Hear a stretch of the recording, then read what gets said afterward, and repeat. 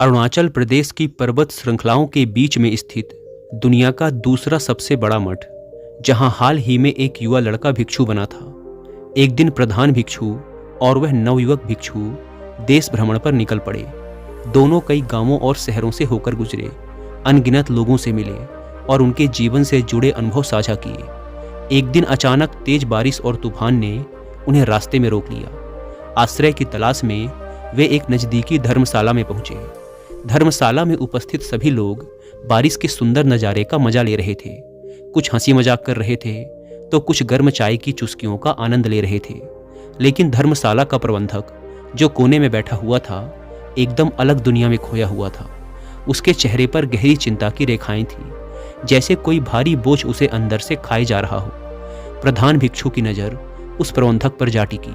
उन्होंने ध्यान से उसको देखा और पास जाकर शांति भरे स्वर में पूछा, तुम इतने उदास क्यों हो? इस मौसम की खुशियां तुम तक क्यों नहीं पहुंच पा रही? पहले तो उस व्यक्ति ने भिक्षु की बातों को टालने का प्रयास किया, लेकिन थोड़ी बहुत इधर उधर की बातों के बाद उस व्यक्ति ने अपनी असल समस्या बतानी शुरू की। व्यक्ति ने कहा, मैं जो भी करता हूँ उसमें कुछ ना कुछ गड़बड़ हो ही जाती है। इतनी तो मेहनत कर रहा हूँ, फिर भी कहीं अच्छा काम नहीं मिल पा रहा है और ना ही ढंग से घर की ज़रूरतें पूरी कर पा रहा हूँ। मेरी बीबी मेरे दोनों बच्चों के साथ अपना मन मारकर रहती है कि एक दिन तो सब अच्छा हो जाएगा। ना मैं अच्छा पिता बन पाया और ना ही अच्छा पति। व्यक्ति की ये बात सुनकर शिष्य से रहा नहीं गया और उसने व्यक्ति से पूछ लिया कि तुम कहीं किसी और अच्छी आमदनी वाले काम की तलाश कर रहे हो या नहीं? इस पर व्यक्ति ने कहा, इसका कोई फायदा नहीं होगा। मुझे ज़्यादा आमदनी वाला काम नहीं मिल पाएगा, क्योंकि आजकल ये इतना आसान नहीं है और इतनी महंगाई में छोटी से छोटी ज़रूरतों के लिए भी एक मोटी रकम चुकानी होती है। ऐसे कैसे जिंदगी कटेगी? व्यक्ति के मुंह से ये सारी बातें सुनने के बाद प्रधान भिक्षु ने एकदम शांत स्वर में कहा, तुम्हारे मन में बहुत बोझ है ना? जैसा सोचा था वैसा नहीं है, इसीलिए। व्यक्ति ने कहा, हाँ, आप सही कह रहे हैं। मैं हर दिन इसी चिंता में उलझा रहता हूँ। मेरे दिमाग में हर वक्त यही चलता रहता है कि मैं भी कहीं भाग जाऊँ इन सब से दूर।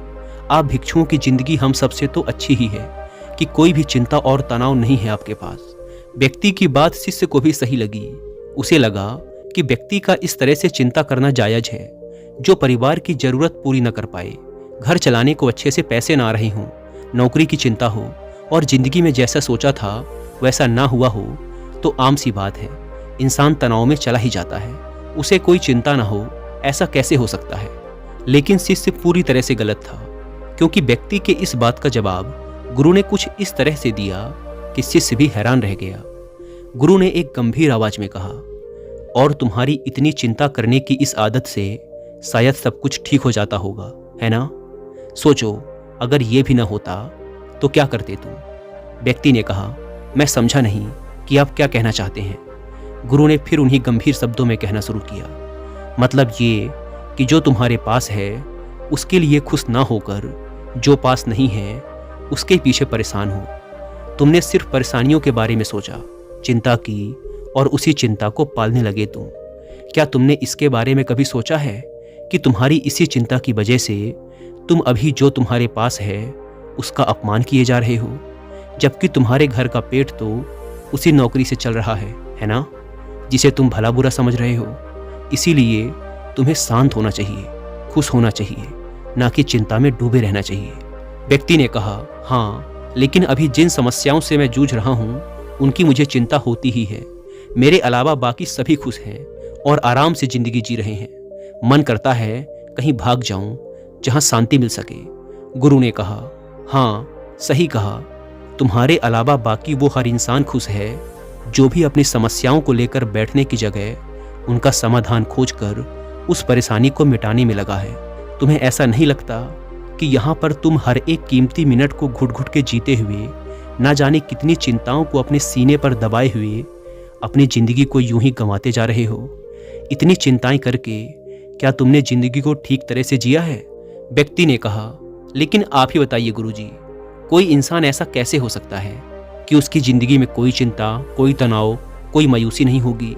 हाँ, मैं मानता हूँ कि आप इस सांसारिक जीवन से दूर हैं, लेकिन जो इस संसार में ही फंसे हुए हैं और जो अपनी जिम्मेदारियों को अंत तक निभाना चाहते हैं, उन सबकी जिंदगी में इतनी चिंताएं हैं कि हर कोई लगभग मेरे जैसा ही है। आप मुझे बताइए, क्या मैंने इतनी चिंता लेकर कुछ गलत किया?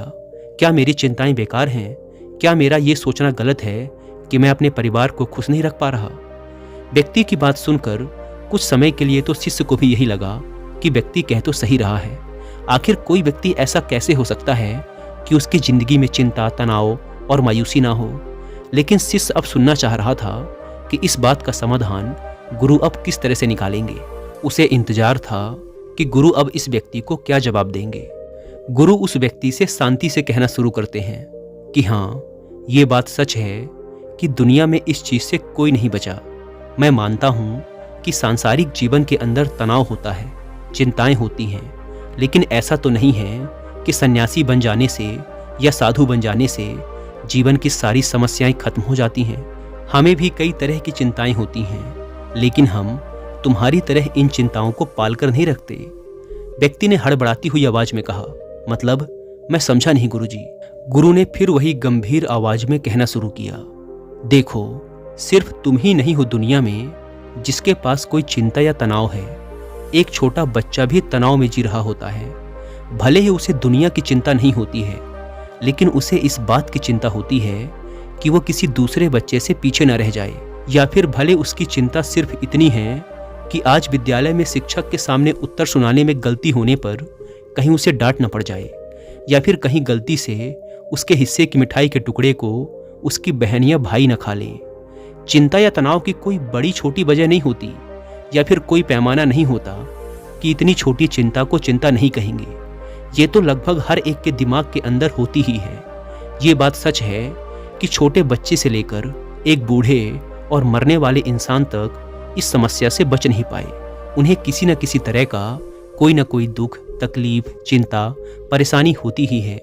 लेकिन इसका मतलब ये तो नहीं कि उसे लेकर बस उलझे रहें।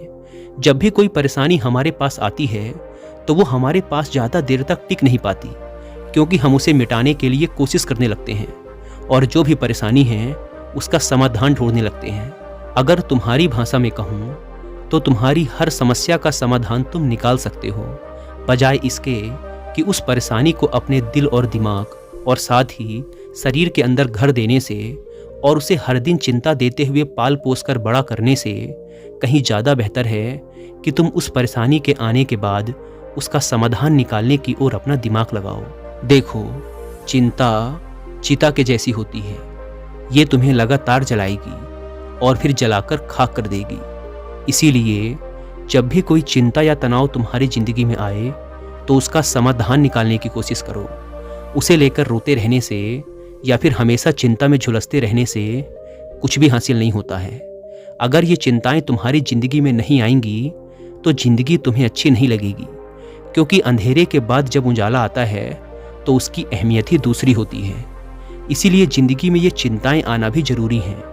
ये हमेशा ही कुछ सिखाकर और तुम्हें मजबूत बनाकर जाती हैं। इसीलिए अब से चिंता में जीना बंद कर दो और अपने इस बचे हुए समय को खुशी खुशी बिताओ।